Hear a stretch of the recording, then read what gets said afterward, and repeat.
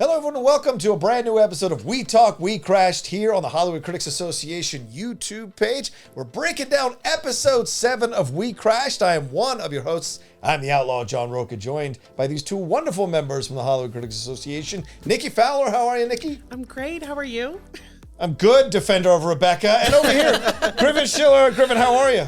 I'd like to rescind my negative comments towards Rebekah from last week because I rewatched this episode and I have a new layer of empathy for her, but that does not absolve her from the shenanigans that she does in this episode. So I just wanted to put that out there, clear the air. That's fair. You know. There's a lot of shenanigans in this episode. Certainly gonna get into all of it. This is a spoiler review, so we're gonna spoil everything in the episode. So if you haven't seen the episode, go and watch it and come on back and hang out with us. Another thing we want to remind you to always subscribe to the channel if you haven't subscribed to. If you've been enjoying these after shows and the conversations we've been having, please subscribe to the channel and hit that bell button so you see when we're dropping all the content we do here on the HCA channel. And remember, as always, if you're going to share this, and we encourage you to share this video or clips of it, please put that hashtag WeTalkWeCrashed on there. And if you want to send us comments, because next week is the finale, so now's the time to catch up and send us comments that you want us to talk about on that show. Go to shows@HollywoodCriticsAssociation.com. That's shows@HollywoodCriticsAssociation.com. And we'll be reading some comments later on in the show that we got from some of you from last week. So, all right, let's get into this one. Episode 7, The Power of We. So much to get into here. That we saw Adam struggling with the IPO. We see the after effects of Adam and Rebekah, and what happened with Adam kind of dropping that hammer in a relationship that you should never drop in a relationship, telling your actual worst ugly feelings about a situation. And we see Miguel getting a bit disenfranchised here, the beginnings of him understanding how much he's being pushed to the side. And we see a little more here with the other employees at WeWork and what they're kind of grasping about the possibilities of how much money they could be making out of this. And that's certainly setting up the tragedy for next episode when they realize how much they're not going to make. So, Nikki, overall, episode 7, talk to me. What are you feeling coming out of this episode? Disturbed. That's great. Yeah, I love it. Very, very hard to watch all of the fires burning in this one. Especially starting out with Scott Galloway, who they, came in to reenact how he just went in for the kill when they dropped this S1 document, and the field day he had with just tearing down the spending and, what Rebekah, enhanced on the S1, which was very non-traditional, that they even let go out that way. I was even surprised that JP Morgan, Bruce at that table, he Cameron was like, are you allowing this? And just to take it a step further with her enhancing this, or her and Adam enhancing this S1, I believe I read that she even put like a dedication on the S1. I'm sorry, she put a dedication. You say enhance, I say another word. But yes, go ahead. Well, to be fair, they kept all of the legal binding information, and they just kind of sprinkled their Adam and Rebekah-isms onto the document. But yeah, it was interesting to see the bankers vying for this $100 million potential fee to be the left lead bank for this IPO with this bake-off. So that was super interesting, but disturbing at the same time. I was just wondering, how are they allowing this to happen? But so we'll get into Rebekah. Yeah, I can't defend Rebekah this time. Oh, all right. Yeah, but a plot twist. Well, Griffin, overall thoughts on this episode? As Nikki mentioned here, we did see a number of these organizations financial organizations trying to woo Adam.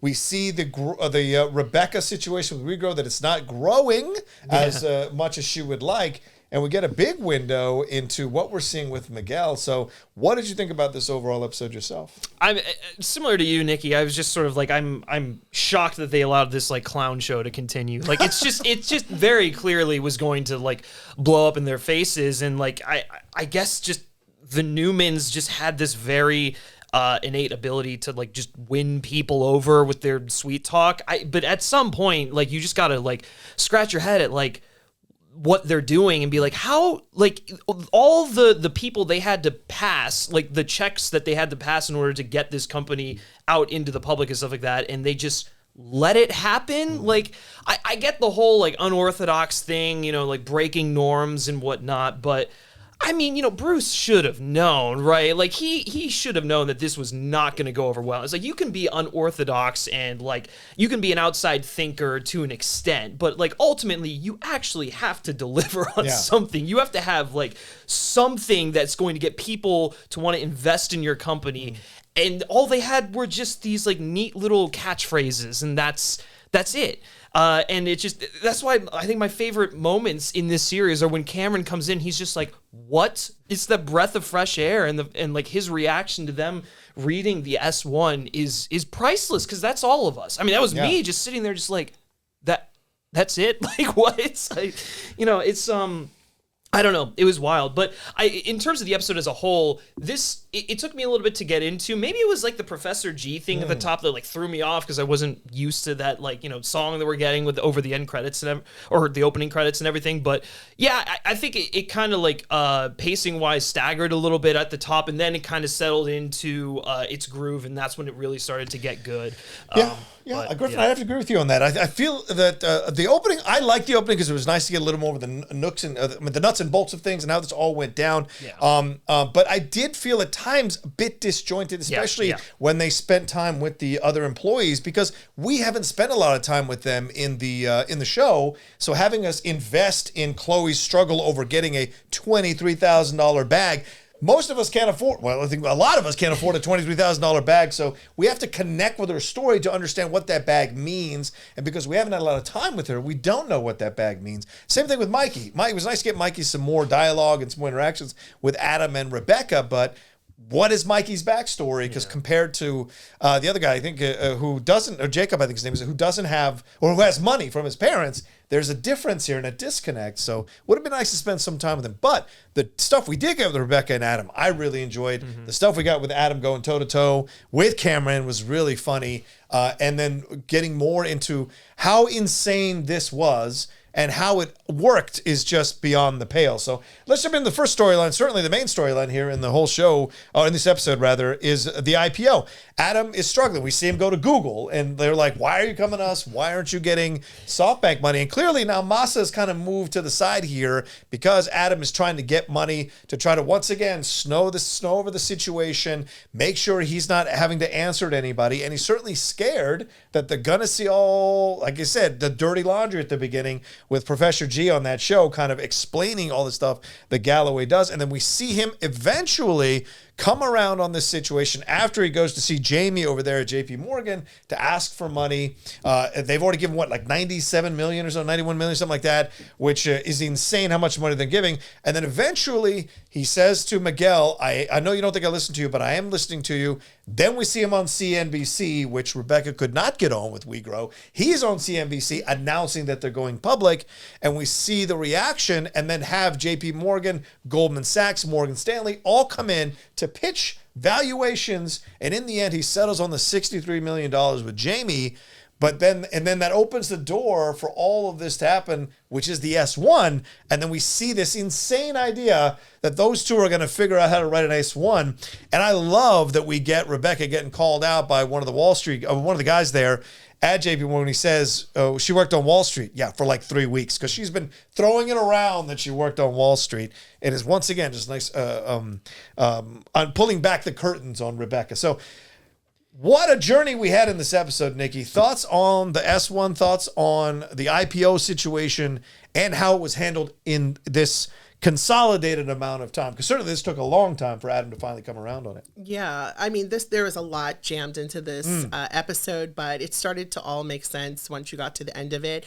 The whole Steve Galloway portion, that's a real professor, I guess, at NYU or Stearns. And, he basically just tore through the S1 to say, they're using buzzwords, they're tearing through money. They have $47 billion in leasing lifetime debt, but they're only bringing in $3 billion, and the math just doesn't add up. So it's interesting that they all pushed the IPO through, and Bruce was signed on from Benchmark, and JP Morgan, and all these banks are vying for, to again, like I said, to get this $100 million fee, and they're giving these huge valuations. Yeah. And it is customary that, in this pitching or this bake-off, as they call it, that they're giving huge valuations. Like Uber had like 120 valuation before they went public, and then it went down to like 40 billion. Oof. So they're pitching at him. They're telling him what he wants to hear. I've read in other resources that,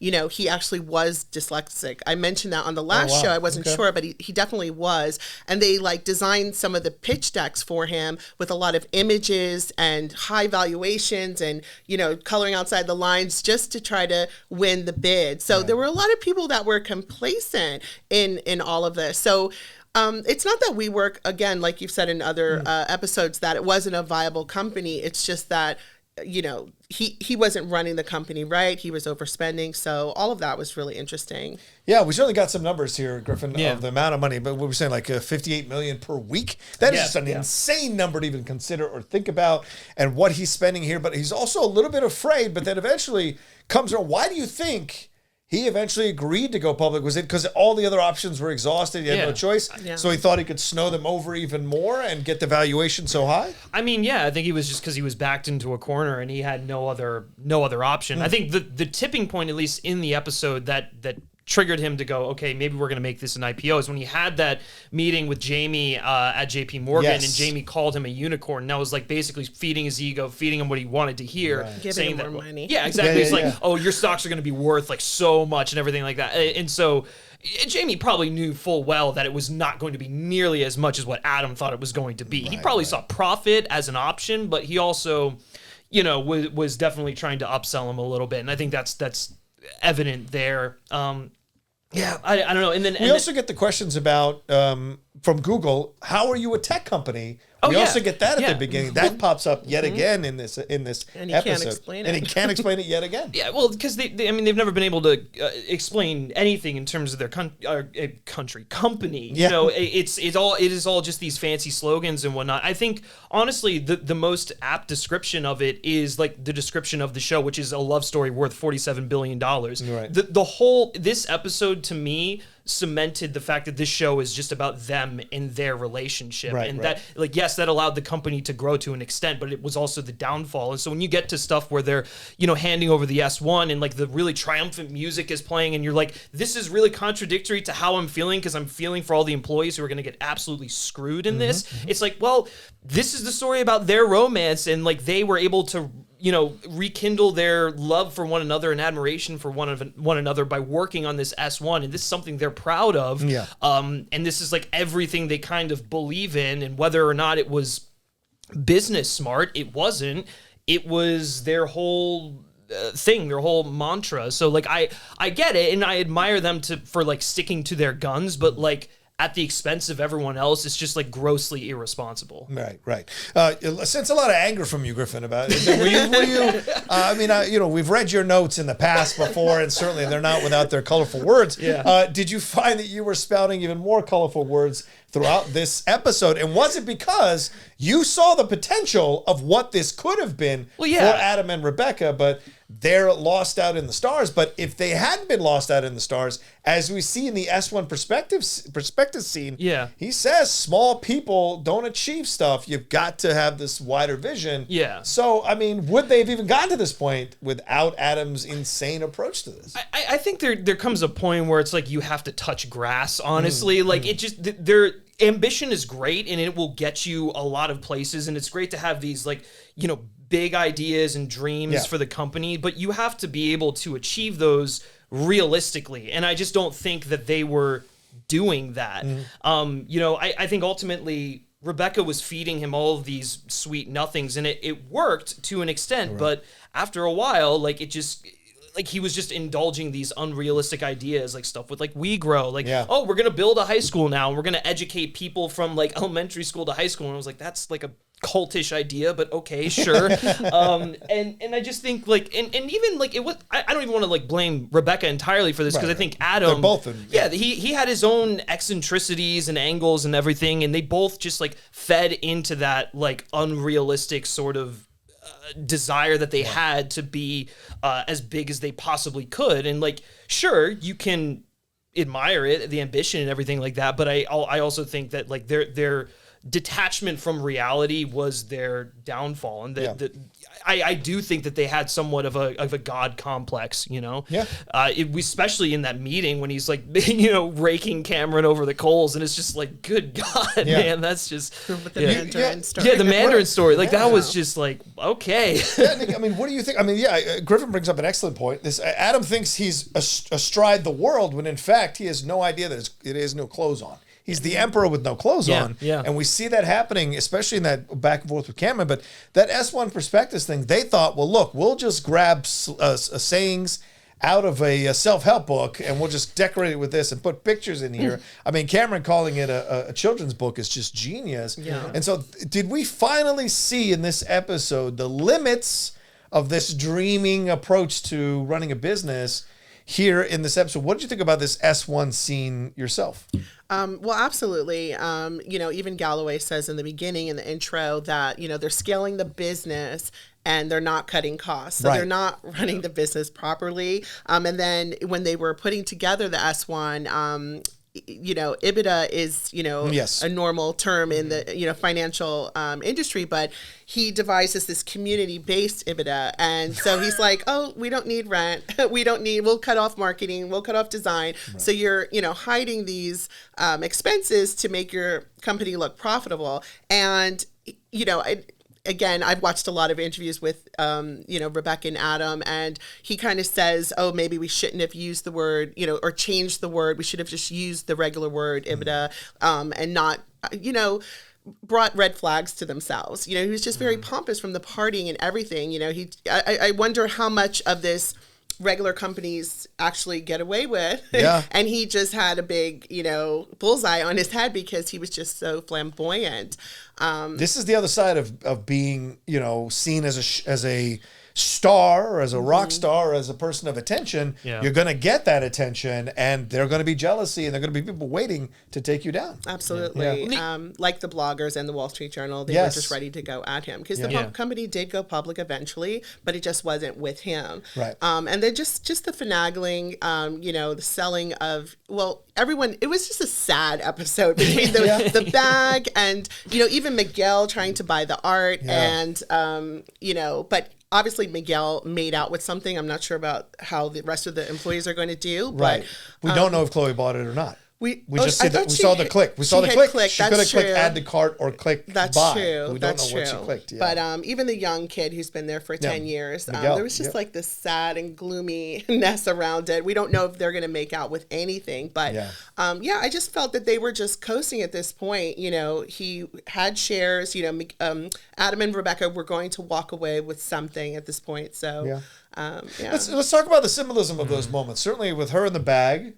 That symbol, like Adam, for him, it's the company and his fear of having people tell him what to do, right? He didn't want that. With Chloe, it's the bag because it's in a way, and the reason, and it's because the company symbolizes independence to him, right? The bag symbolizes financial independence to Chloe. The art, the Lichtenstein paint, whatever it is, I'm not into art, but Lichtenstein portrait there, or artwork, that also represents in a way independence for Miguel. So they're both more frugal than Adam. Adam trying to kind of delude people to keep getting that money coming is an interesting moment. Even the we grow thing for Rebekah is also independence for her. It's also not working out, but she's at least a little more prudent about it than Adam is about overall WeWork. Right. I mean, even down to like the first scene with Rebekah and We Grow, where they're having some like thing going on, and she's like mad because like the pitch of Mr. Ivy's voice is like off, and it's like you have like far bigger problems going on than just your instructor's voice is not what you envisioned. I think that was it. I think that she was still harboring the anger towards Adam, which we saw it blow up towards the middle to the end. Well, that's the thing. I think I really kind of felt sympathy for her a little bit at the beginning of this episode because like she's here and she's upset with Adam because of what he said to her, rightfully so, and then he kind of like reels her back in by feeding her exactly what she wants to hear, and like he might be being like sincere about it. I feel like a lot of this stuff I kind of understood that it was like, oh no, they're just like, this is just how they are, there's really no nefarious intent, they actually fully believe their own bullshit, but like it just felt like, you know, he understood how to make her feel valued and how to get her to like write this whole thing, which he probably shouldn't have done because it did not work out well. But it was really sad to see Rebekah get used in a similar way that she had been used in the past, again, by the person who she loves, right? You know? Calls her the co-founder. Yeah, exactly. It's like, that's a mind, it is a mind trick. Well, and this is stuff that he's doing throughout the entire, I think just watching it this time around, like you can see that this is stuff that he's been doing the whole way through. I have to say, I see it less cynically as maybe you guys do, because I think he knows his wife, he loves Rebekah, and he knows that he was unfair to her in what he said to her in the last episode. Now, we on the outside can think, Rebekah never showed up for a day's honest work in that place. She, threw a bunch of catchphrases from a self-help book out there, but with no real foundation. And I think we're seeing both Rebekah and Adam in this episode show you that because neither one of them had a business foundation, that's why this all fell apart. They thought they could touchy-feely their way through this whole situation, and the truth is it doesn't. But I do think Adam cares about her and loves her and realizes, look, he says to her in that honest moment, and Leto is doing a great job. I know all you Morbius haters want to jump on Leto, but damn it, do give the guy his due for what he's doing here. WeCrashed. I think it's good. That moment when he turns it off after he takes the werewolf mask off and says to her, like, tell me what I have to do because I have said I'm sorry like 26 times. Right. I don't know what else to do.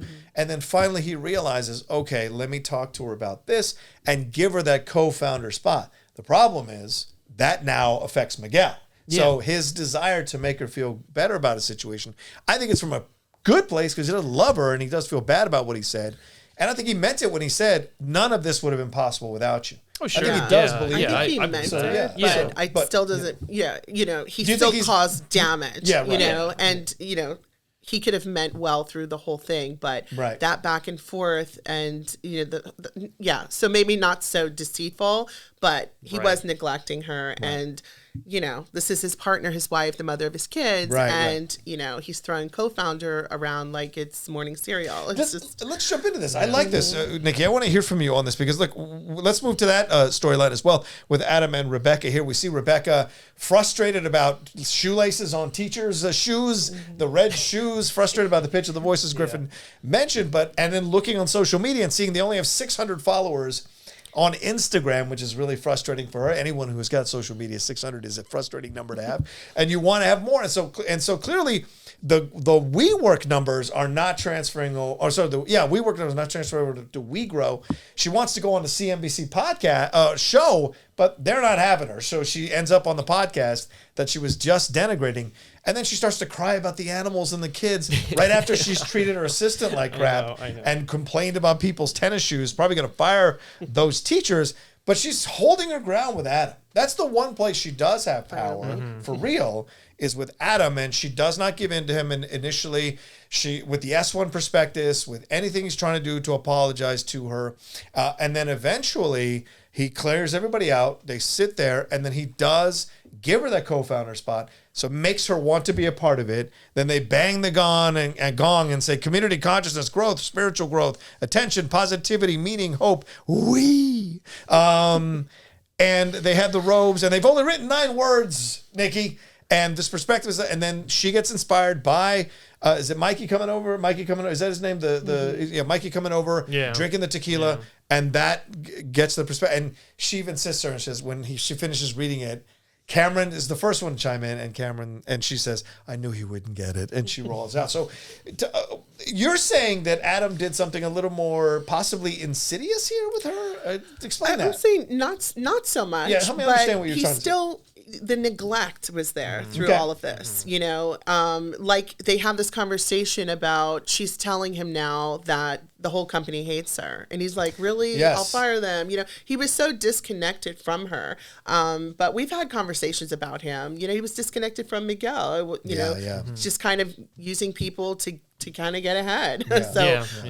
You know, there are partners that can use each other. So, you know, maybe he didn't mean it, but he was doing, I think, major damage. But I also put a lot of responsibility on Rebekah. Yes. That, you know, she could have taken charge. I would have liked to have seen her There was that scene, too, where she tells him flat out no, right? And that was like the moment where I was like, yes, you're standing up for yourself. Thank you. And then, like, then he walks in there and he's like, oh, you want to write the S1? You're going to be a co-founder. And it's just like, and it just comes back. She like falls a little too late. It was just too late for me. You guys feel more sympathy for Rebekah than I do. That's just fascinating. Not so much sympathy. I'm holding her accountable. Yeah, she could have taken what was presented and ran with it. She was out to lunch quite a few times. And, you know, I did Didn't show up at all. You know, I did see that a real life interview where she was crying, and, you know, seeing it displayed on the show was quite different from seeing it on YouTube.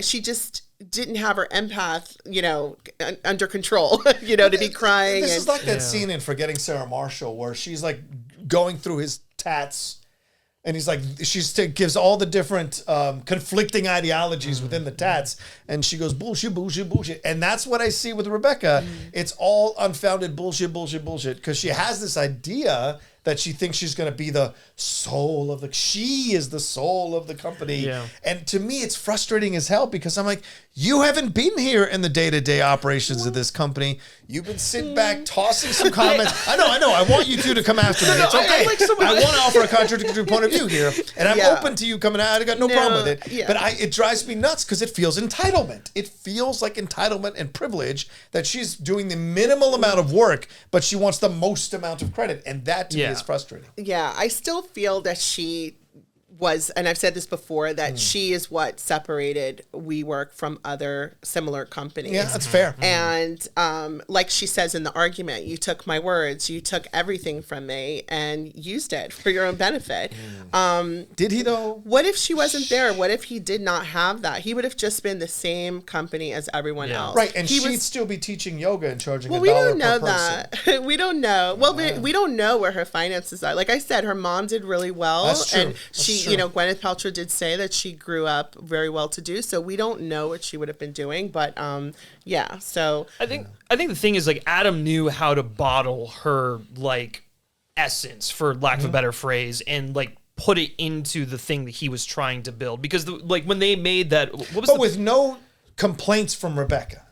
No complaints. She went along with it. She was very passive. And I also think about what she's been through, and that's not a pass, you know, with the father. That's an abusive relationship. That's true. Seeing him as a criminal, and then her brother dying at 11. Yeah. So that's why I was really giving her some patience through the whole series. That's fair. Because she just, you know, like I said, everyone can't be an Elishia. Just so going for what you want. And she was comfortable. You know, part of me felt she wanted to have kids. She wanted to buy a house with that $1 million. She wanted to be normal and traditional. And maybe she was just kind of guiding, you know, I don't know, like a little. She was like she was trying different avenues, and like when it wasn't going the way that she expected, she would pivot. Just to be fair, because I could already see people sharpening their knives. Adam too. Adam very much is like, let's get more money. Let's do this. Let's expand. Let's grow out. Let's take up all the square footage in New York City, but not understand that, as CNBC said, and as Galloway says at the beginning, this growth is going to affect profitability in the long run. And everyone was doing those assessments. They were just deluded, and Adam number one deluded, that they could avoid it somehow. Like children almost. We'll just keep going till they catch us. Yeah, well, I mean, it's not smart. It's all about the valuation. Yeah. You know, he wanted the highest valuation. Everyone wants the highest valuation. Yeah. And, you know, he gets more money for his shares, whether he's, you know, with the company or without the company. Yeah, that's true. And they did hit that $63 billion. Sorry, Griffin. No, you're good. That's sort of the thing, is it's just like whether or not their intent was malicious does not absolve them from all the damage that they did to all these people. Because you can see them Adam working on this S1 and they're super stoked on it. And they're like, this is going to be great. It's going to benefit the community. It's going to benefit the company or whatever. Yeah. And like, you can see their employees like buying into it. And they're like, oh my gosh, we're going to be rich. But like their irresponsibility with handling the S1 is like it's a major step to the collapse of that company, because it's what led to all the bad press and everything like that. So it's like they truly believed that they were doing a good thing, but that does not make them like, you know. I think the enhancements just made them like laughable. You know, people had a good laugh. The enhancements they made, the graphics and the thank you note and all that stuff. Yeah. It made them like a joke, and probably led to Adam being, you know, he's no longer with the company. We know that. Right. But I feel that it was really the information that was in there of him overspending and all that factual legal information, which is really was the downfall. Yeah. So not so much what they did to it. That was just kind of, to me, like a distraction. Yeah. You know, bells and whistles. Don't look at, you know, how we're spending money on yachts. Right. You know, right, yeah. So it's a great point. And I don't want to absolve them. I actually don't want to absolve them. I think there was an ego involved here for both of them. Yeah. So this idea that I don't necessarily agree that they wanted to change the world in a positive way, because every time someone brings up anything that is a contradictory philosophy to what they have, they immediately become bitchy, passive aggressive, or dismissive, or they fire that person. Miguel is the one affected by all of this. You know, as Rebekah becomes more and more of something that Adam has to address and placate and make sure she feels an integral part of WeWork, Miguel is being pushed to the side. We see him struggle with the painting. We see him kind of celebrate the valuation. He seems to be like a leaf in the wind, like that bag in American Beauty, just kind of floating around and not really landing anywhere that makes any sense. And so it's so frustrating to see the passive aggressive nature of, well, not aggressive, just passive nature of Miguel. Thoughts on Miguel, Nikki? He's someone too, like I wanted Rebekah to put in more work, but with Miguel, he was just so passive. And then looking at the S1 and doing that search and seeing how many times Adam was mentioned, 169 times. Miguel was mentioned 29. Yeah, and he was Miguel six on 6 pages. And in a typical S1, I've read that Uber and some of the really big companies, they may mention the founder like 25 times. So it's just so obnoxious that Adam is mentioned 169 times, and the disappointment on his face. I really feel he was just like trapped along for the ride. I don't feel too sorry for him because, he had shares in the company. He wasn't left out like a lot of the workers. So, But she wrote that. Remember, she ends up writing the S1. Yeah. So she put Adam's name in there 169 times. Oh, yeah. So clearly this obsession. Well, she was that's after she was like, well, I'm the soul of the company. I don't need the credit, right? After she kind of came to that realization where it's like, Can you do a close-up on my face? Yeah, exactly. No, it's... With Miguel, it's a little... I feel like he checked out, like...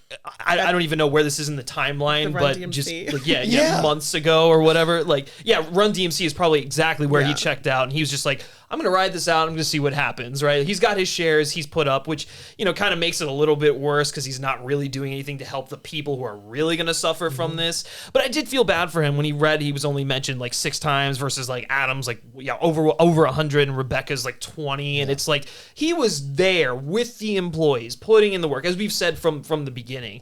And like anytime he kind of tried to challenge Adam on stuff, it never worked, and it would always get shut down, so you'd have to pivot to kind of appease him. So it's like there is this, I do get the sense that he felt stuck, but at a certain point you would expect him to just sort of like dip out, say, hey, I like co-ran this company, what can I do for like your company? He would go like try and pitch himself to other places, because he has value. He's a great member of the team. It's just like no one in WeWork valued him. Well, I think that's the frustrating thing with Miguel is he doesn't make a choice either way. He's passive, floating, like I said, floating like a bag.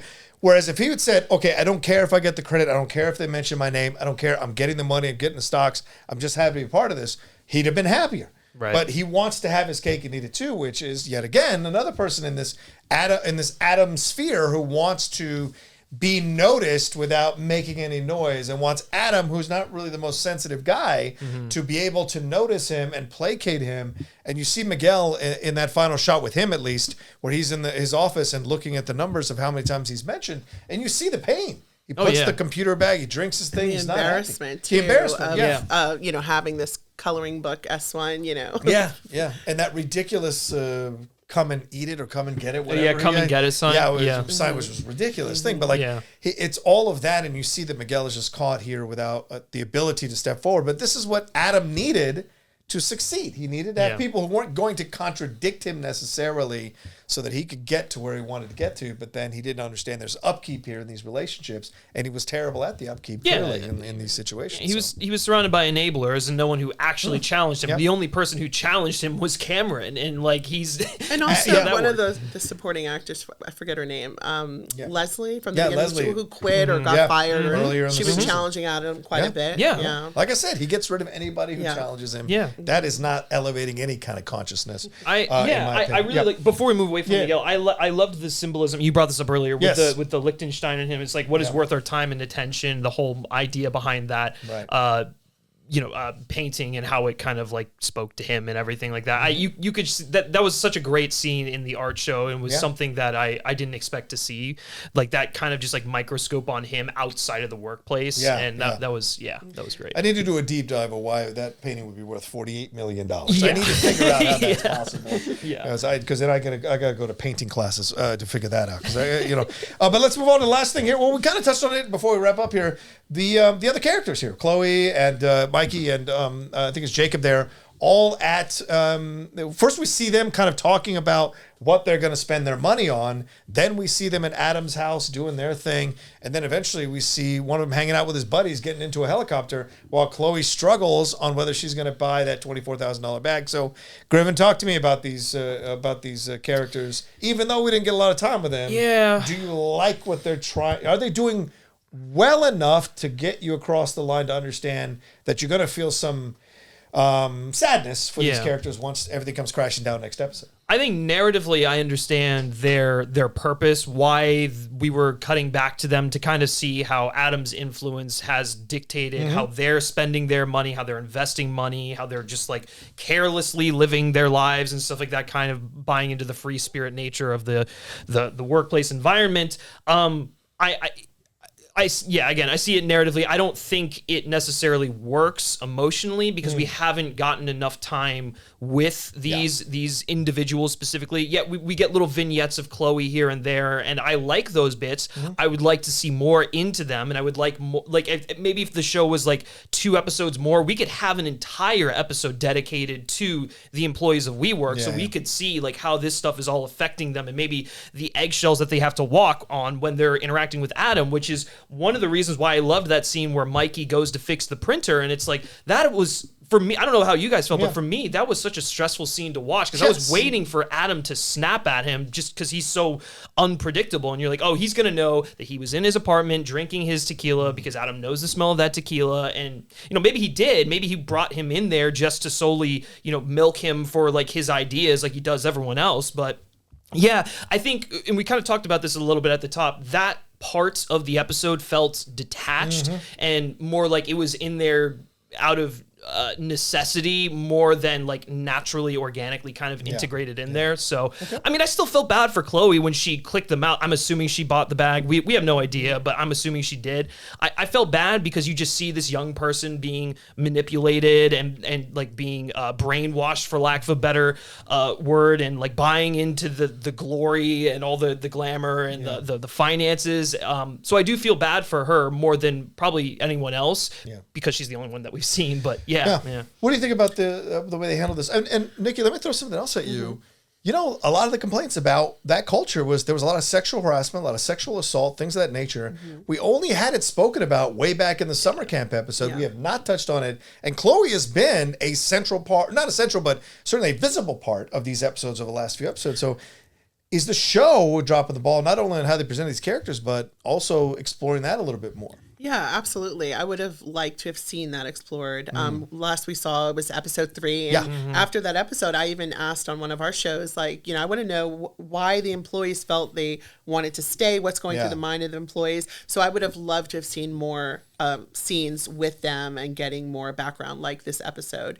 But yeah, that kind of was just dropped. That whole, I don't know, they didn't say sexual assault, but there was stuff going down in the closets and work related with bosses, and then we didn't hear about it again. So yeah, maybe there's a legal thing here, or when I was talking with Lee and Drew, they just want to focus on the love story here, but like maybe there's another telling of this story that could be a documentary series that really goes in, as you said, talking to the employees, but also talking about the behind the scenes of what was really going on with these employees and these young boys. But anyway, definitely felt like something was missing, though.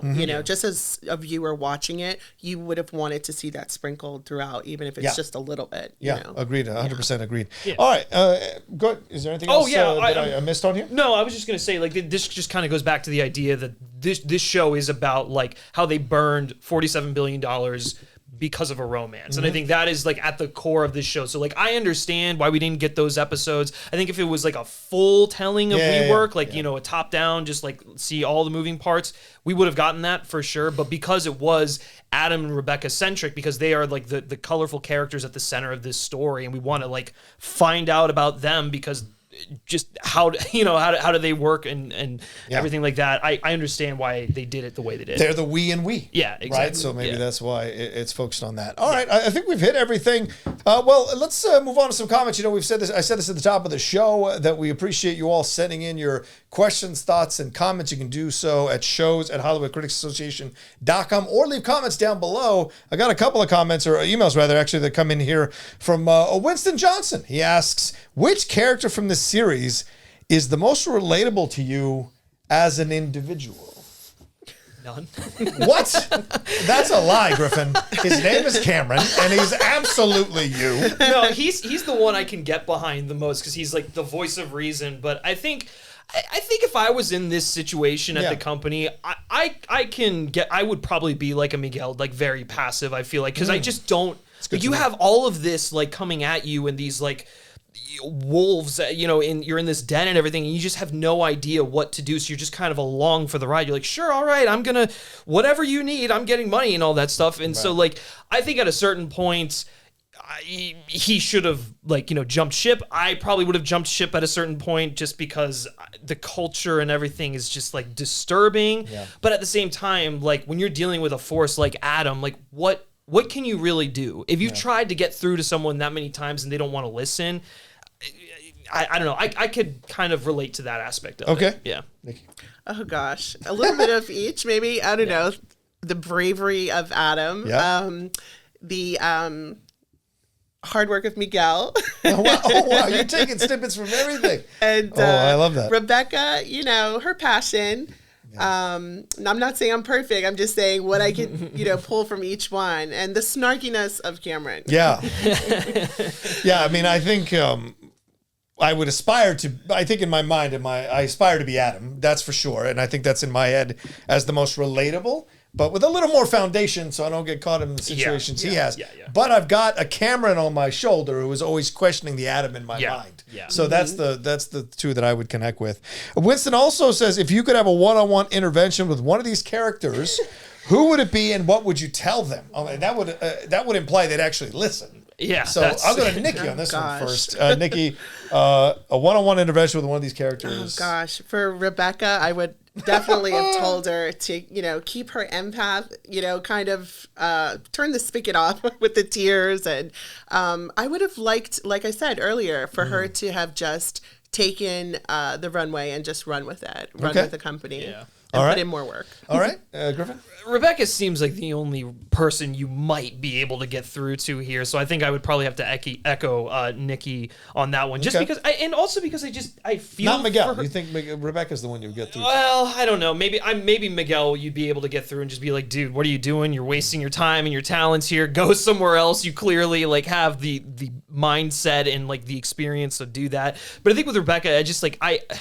part of me feels so badly for her just because of like all of her the past stuff that's happened to her. So like trying to like show her I guess like help her understand her own worth and that she can take that and go do with it what she will, and she doesn't need to be comparing herself to Adam and stuff like that. That would be like Maybe it's Masa. I one-on-one intervention with Masa. Masa, stop giving that man money. You are helping that man create some crazy stuff. Stop it. He's going to tell you what to do with that money. You don't want to do that. But I think Adam would be my choice because both Rebekah and Miguel would probably tell you in the room, "Oh, you're right." Then they'd get around Adam and completely change their minds. Whereas Adam is such a force of nature that if you could twist or turn Adam into a certain direction, he would go full bore in that direction. And I think that would be the intervention I'd love to have if I could train him. Well, first get you him gotta to invest in the Outlaw Nation. Yeah, go ahead. What? You got to offer $47 billion on the table first. That's the only way he'll listen. I'm trying to get 47 Tell billion. him to stop being so greeny. Yeah, that's fair. That's absolutely fair. Fair enough. All right, there you go. That's our breakdown here of episode 7 of WeCrashed. Really enjoyed talking with Griffin Schiller and with Nikki Fowler about this episode. It's so much fun. I hope you all enjoyed their insights because I know I do every week when I come and do the show with them. So fascinating to hear through the different perspectives and the prisms for them as well. And we've got one more episode left next week, the season finale. So I don't know how long that's going to be. I'm curious to see what we're going to cover. Certainly they're going to try to wrap up everything, but I wonder if they're going to be able to. So it's going to be a monumental task they have ahead of themselves to for this finale, and I'm looking forward to see what we're going to get. Any thought? I mean, we know how the story ends too because we saw it from the first episode, but any thoughts on what you think we might get in this final episode? Just more information on how he gets out of this, and what he gets. Is there a Goodfellas scene? Is there Karen? Is there crying in the bedroom with the drugs flushed down the toilet with both of them? Is there a scene like that? I don't know. I don't think so. Yeah, just a lot of finagling. Okay, a lot of finagling. Fair enough. I'm expecting something similar to like the ending of like The Social Network, where it's just like that's just where we kind of hop off the ship here, and the company goes on, and like that's. So you're saying Adam is friend requesting Cameron all the way to the end? Is that what you're saying? Is that what you're saying for the end of the episode? No, yeah. Miguel has left him in the dust, and he's gonna try and make things up. He's gonna bring him flowers and everything. It'll be great. Yeah, it's gonna be Miguel. Yeah, it'll be Miguel. I can see that. Yeah. I'm just looking forward to more of the great writing that's been on this series so far, and the great performances that we've witnessed, and seeing how they wrap up everything. So I hope we're going to get that in a way that's very satisfactory to us. So I'm looking forward to watching it for sure. As I said earlier, thank you so much for watching here. Remember to comment down below. Leave a comment. What do you think about this episode? What do you think about where it's going? What do you want to see in the finale? We'd like to hear from you. What do you think about our points of views or our perspectives or the things we had to say here on this breakdown of episode 7? Also, remember to subscribe to the Hollywood Critics Association page. Right down there, hit that red button, subscribe, and hit that bell button so you see when we're dropping all the after shows and extra content we do here